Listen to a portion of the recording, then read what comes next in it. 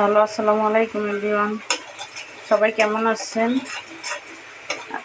আমি রান্না করতেছি ইলিশ মাছ দিয়ে কাঁচকলা দিয়ে রান্না করব। কেউ কখনো কাঁচকলা দিয়ে ইলিশ মাছ দিয়ে খেয়েছেন কিনা জানি না, তবে আমি কাঁচকলা ইলিশ মাছটা দিয়ে আমার কাছে বেশি ভালো লাগে। আমি মশলাটা একটু কষিয়েছি, এখন তার ভিতরে হালকা পানি দিয়ে দিব। আমি সবসময় বাটা মশলা দিয়ে বেশি রান্না করি, পেঁয়াজ বাটা দিয়ে আমি মাছটা বেশি একটু রান্না করি। এখানে আমি দিয়েছি পেঁয়াজ বাটা, রসুন বাটা, হলুদ গুঁড়া, মরিচের গুঁড়া আর লবণ। জিরা, আদা এগুলো আমি ইলিশ মাছে ব্যবহার করি না। আমার মনে হচ্ছে যে এই ইলিশ মাছ, চিংড়ি মাছ এগুলোতে আপনার জিরা, আদা এগুলোতে আরও টেস্ট নষ্ট হয়ে যায়। জানি না কার কীরকম লাগে, আমার কাছে ভালো লাগে না, তাই আমি এগুলো ইলিশ মাছের ভিতরে আমি জিরা, আদা ব্যবহার করি না। পেঁয়াজ বাটাটা একটু বেশি ব্যবহার করি, তার সাথে হালকা রসুন।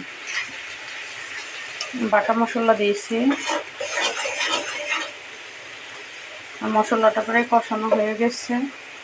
এখন আমি তার সাথে দিব কিছু কাঁচকলাটা আমি একটু ভাপ দিয়ে নিয়েছি। কাঁচকলার ভিতরে একটা কষ থাকে, ভাপ দেওয়ার পরে কষটা একটু থাকে না।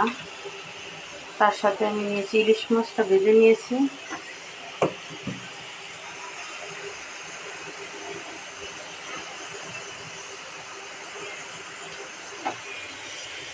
কলাটা দিয়ে নেড়ে ছেড়ে দিব, নেড়ে ছেড়ে একটু কষিয়ে নেব।